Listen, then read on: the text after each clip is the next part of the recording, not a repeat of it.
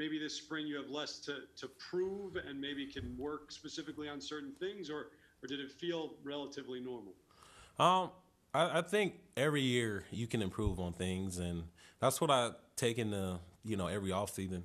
I normally take a couple days, a couple weeks to really reflect on how I did in the year. And yes, I did play well, but we didn't get to our ultimate point. I mean, we were 3 games out in the last series, and if we would have swept the Nationals, we would have been in the playoffs. So, I know that I ran into the wall, missed that ball, and that's a big play that potentially cost us our season. So that's some of the things that I took into the off season and things that I know that I wanted to improve on. And as a team, we're a very hungry team and we're never satisfied. So I wanted to just get better in all facets of the game. Outfield, obviously be more athletic. I want to take the extra base. This year I want to run a little bit more on the bases. So it's just always things that you can improve on to help the team get better. And that's something that I focused on. And I feel like I just worked extremely hard, like I do every year. And, I don't really dwell on things. I don't dwell. That stuff is in the past. We have a new year here, 2021. And, I've been in the big league since 2017 and we haven't been to the playoffs. So, I'm not happy. I'm not happy at all. I'm very hungry. I'm very focused. And, I won't be happy and satisfied until we're walking away with that World Series win. Thanks. Next question is from Wayne Randazzo.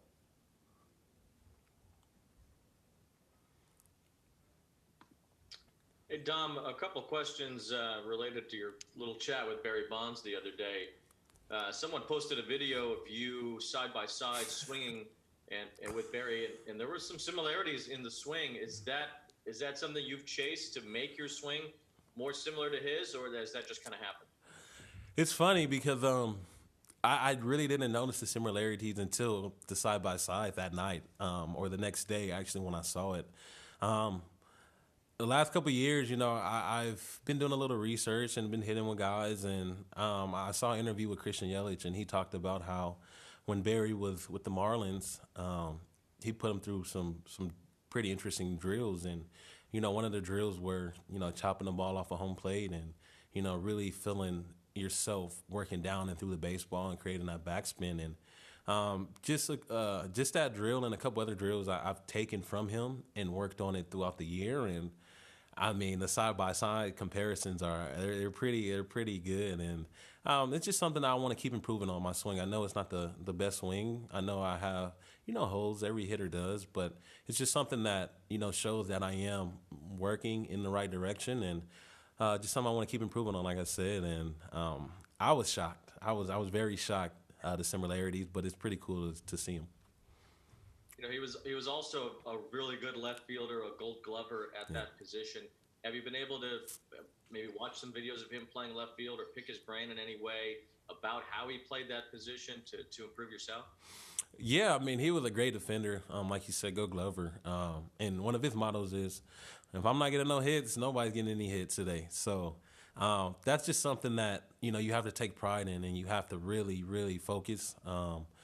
We haven't sat down and talked about how to cover ground and do certain things, or how to set yourself up to make yourself a plus defender out there. But I think the big thing I took away from him was his mindset, his mentality, and you got to work. And I put in a ton of work out there, and I don't think that I'm going to be a poor left fielder. I don't.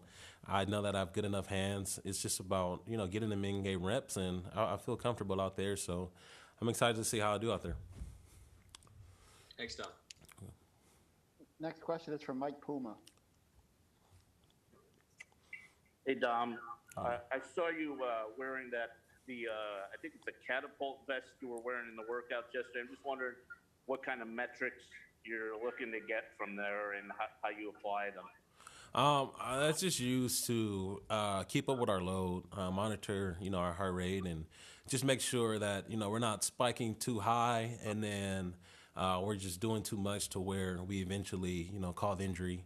The last couple years, as you guys know, I dealt with, my stress fracture, and then a couple years ago, I had the pull quad in spring training.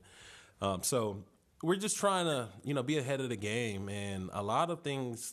A lot of injuries come from overuse and fatigue, and they just want to, and we want to just stay on top of that and make sure that I'm not getting overused out there, that every day I'm gradually increasing my volume instead of, like I said, spiking too high and then doing too much. So that's what the Catapult is designed for. And also, as of right now, there's no DH. Pitchers are going to hit this year, and it seems like the Mets are one of the teams hurt the most by the lack of the DH. Are you hoping it ultimately goes that way to give you guys some more flexibility? I mean, if you look at this roster, I don't think we're hurting, at all in any department.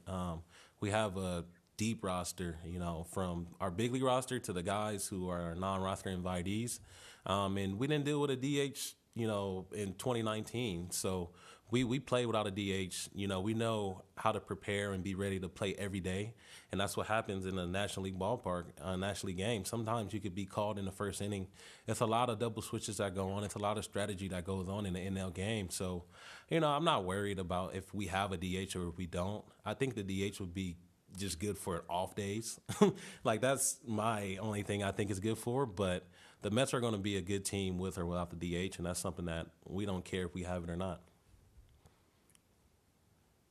Next question is from Bruce Beck. Hey, Dom, if you're walking down the street and someone comes up to you and says, hey, are you a first baseman or a left fielder? What do you say? So I'm a ball player. I'm a versatile ball player that's going to help you win games. If I'm in the lineup, I don't care where I play. Like I said, I take pride in defense. Obviously, my left field play hasn't been great, but people, forget that, I got thrown in left field in the big leagues, which is the highest level of baseball, the hardest level.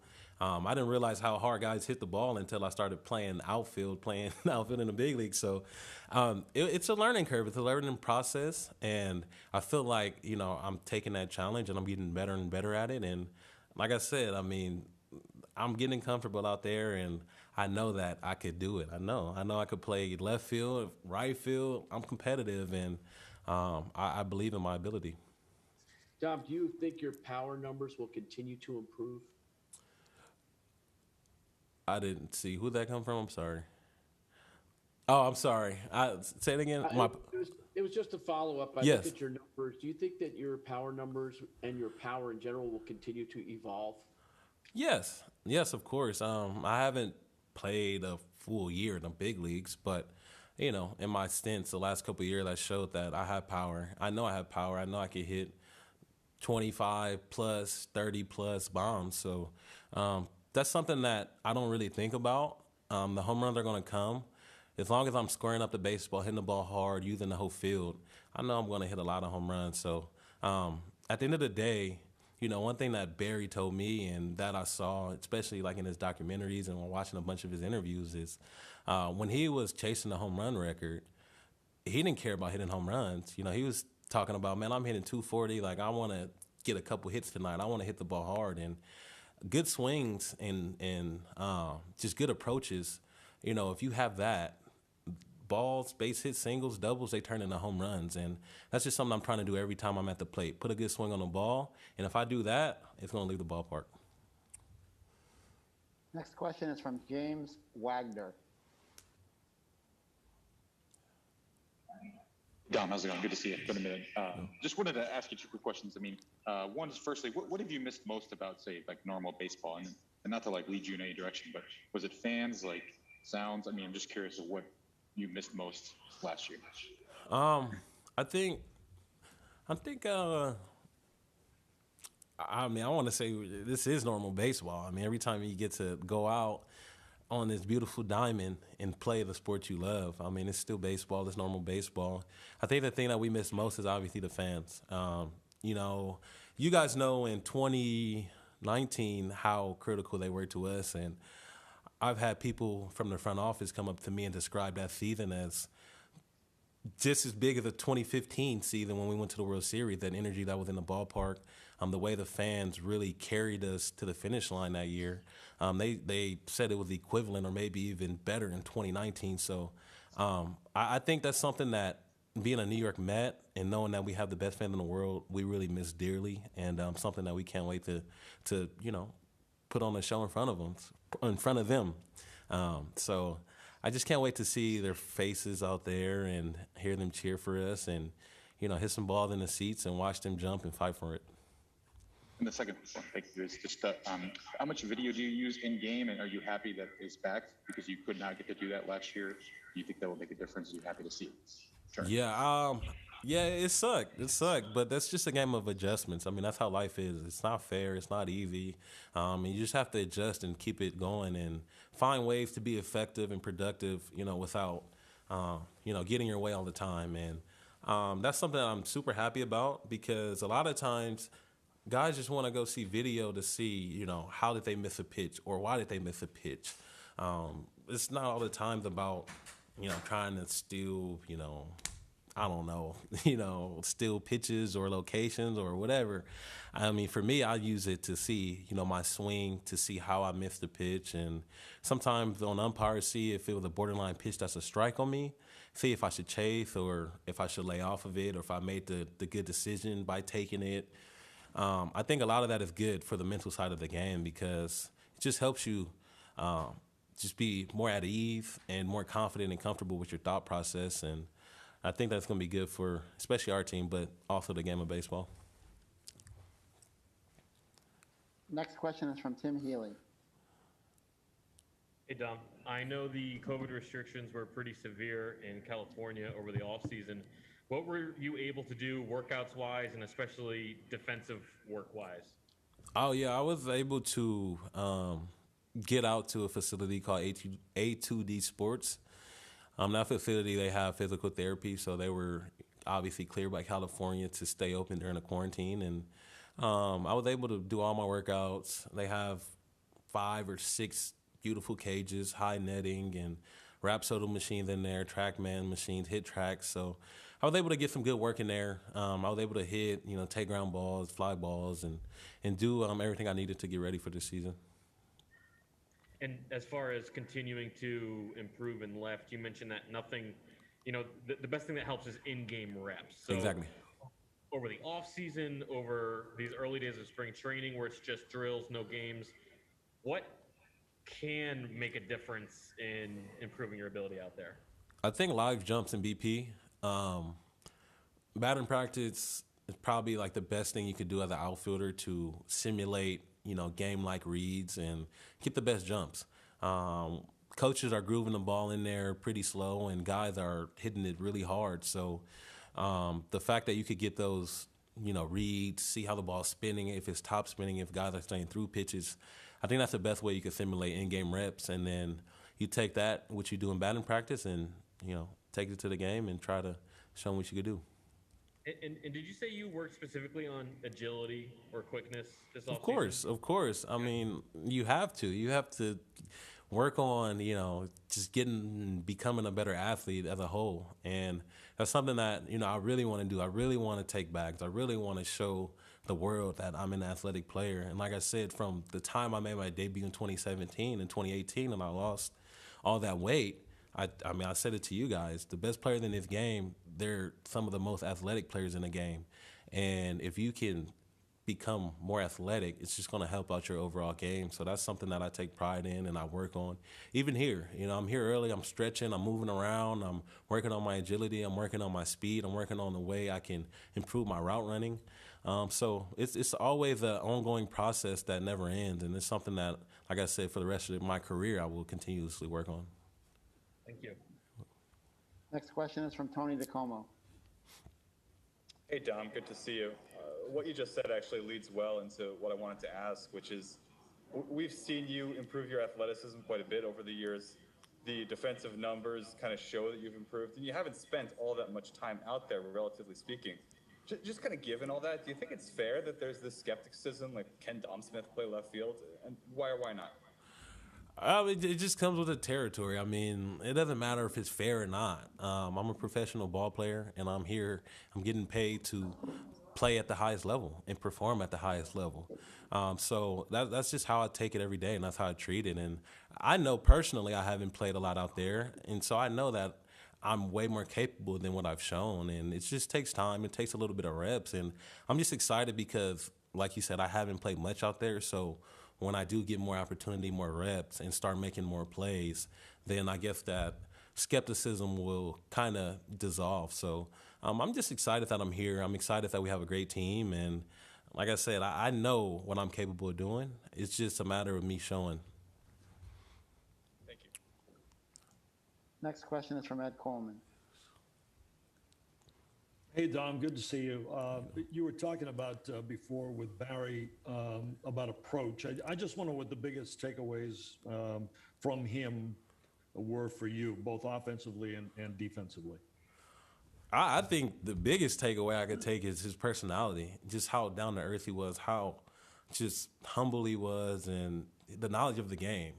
A mind like that should be in baseball somewhere at some capacity. That's somebody that I would love to talk to on an everyday basis, whether it be about approach, whether it be about swing. And he's just a great baseball mind. Defensively, offensively, we didn't talk much about, swing. He said he saw my swing, and he broke my swing down, told me to keep my hands higher and, work down through the ball.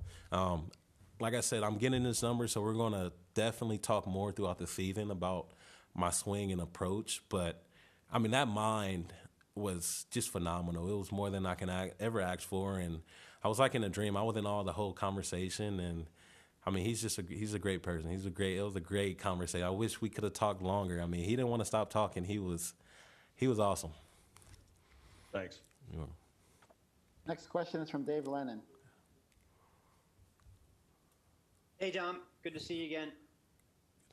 What happened for you last year didn't happen overnight, obviously. You had to get through a lot. You had a lot of injuries early on. You had to kind of fight for them to give you a chance in the outfield. How hard was it mentally to reach this point? You seem like you're in a really good spot as far as confidence-wise, what you can bring to the team, and even talking to the team as being kind of more of a leader. Yeah, that's a really good question.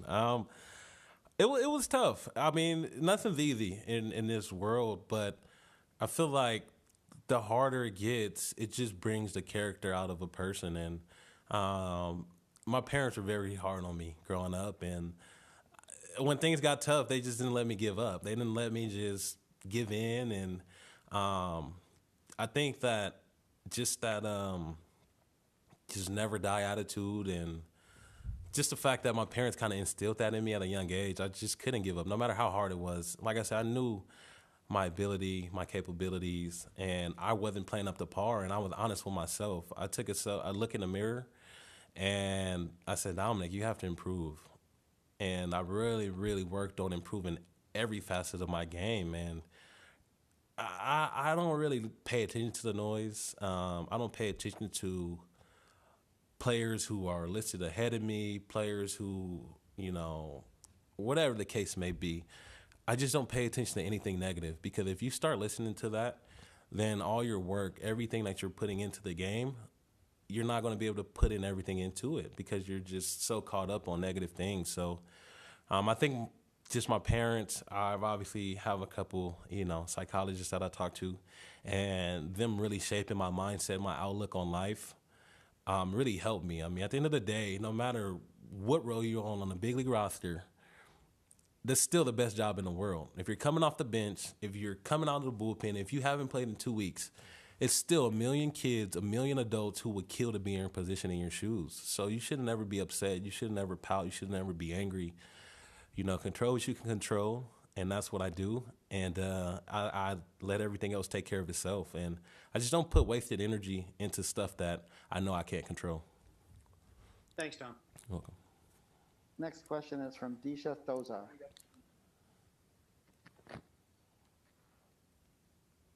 Hey, Dom. Good to see you again. I know I asked you this a couple years ago, but really haven't brought it up since. You got your sleep apnea really under control, I think, in the 2019 season. I'm wondering just kind of where you're at with that now, what your routine is, and how much of a difference that's made for your overall preparation, if at all. Yeah, you brought it up. That's just the biggest thing that's helped me in my life, not just baseball, just life. Back in 2017, 2016, I thought I had mental problems. I thought I had ADD. I thought I just didn't understand what was going on with me. I didn't understand why I couldn't focus. I didn't understand why I was so tired. I didn't understand why I would just pass out at 12 midday. So the fact that I got that treated and helped out, I mean, it helps my complete life. And for me, if I don't use my machine, the team knows. They know, my teammates know. They could see it in my face. They could just see it, my body language, my energy. I'm just not the same Dom. And just with it, you know, I have more energy, I have more focus, and I could go out there and perceive the ball at 95 instead of 105. So do you actually kind of overall attribute fixing that problem for you as to some of your improved performance over the past couple years? Oh, yeah, that's a huge part. I think it's a combination of different factors, but definitely sleep apnea was a huge part. Like I said, I thought I had ADD, but I thought that because I couldn't focus. I couldn't focus because I didn't ever get to recovery. I didn't get to REM sleep. So I'm going through my days not being able to focus in my at-bats, not being able to focus on defense, not being able to focus at all, to now I can focus. Now I could pick up spin. Now I could set up pitchers more because I can actually think. And like I said, it just could change my whole career. It's a combination of that, obviously working on my swing and doing stuff in the cage, doing stuff in the weight room, but having that focus back and be able to think out there on the field, I mean, that's what I can definitely attribute sleep apnea to, or my sleep apnea machine, I should say, to. Next question is from Tim Britton. Hey, Dom. Good to see you. I'm wondering, just what has it been like to work with Tony Tarasco, a new outfield coach so far in spring? He's awesome. He's awesome. High energy guy, and he's gonna hold you accountable. You know, we work extremely hard out there, and he has a ton of really cool drills that keep everything fun, keep it light, but you're actually working and improving every day. I've only been around him for 2 days, but these 2 days have been amazing. I just can't wait to be around him every day all year. But the energy that he brings every day just fires you up. It makes you want to run through a wall and just gets you that much excited for the season. What's your favorite drill that he's had with you guys so far? I think so far, I mean, we've done a couple things. Yesterday, he was hitting some live fungos. So it was pretty fun because we were talking smack back and forth, talking about he can't hit it over our heads. And he would burn the player, which burns means hit one over the head. So he would burn the player. And then he would be screaming from the infield, dancing and laughing. And he just keeps everything light. Even if you make a mistake, you know, it's not serious. I mean, it's serious. You know, he's going to correct you, but he's not going to yell at you. He's not going to make you feel bad. He's not going to disrespect you or treat you like a little kid. And he's going to have fun with it. And that's just something that makes you want to play harder. Thank you. Dom, thank you very much for your time this afternoon. Thank you, guys. I appreciate it. See you guys soon. Members of the media, Brandon Nimmo will be in the room immediately.